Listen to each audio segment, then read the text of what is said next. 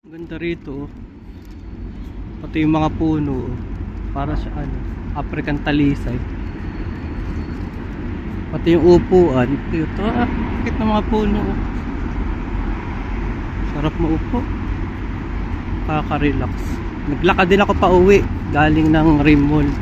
Nilakad ko kasi ang tagal lang ba. Sarap maupo. Bili ko ng croissant na may likod na to na Galleria saka ng Cleveland. Kaya alam ko hindi na ako maliligaw. Ayan, bili ko ng croissant, cheese croissant. Itong building na to walang ilaw. Wala pa siyang ilaw. Hindi pa siya tapos siguro. Kakatuwa talaga yung mga halaman, kaganda. African talisay, of course.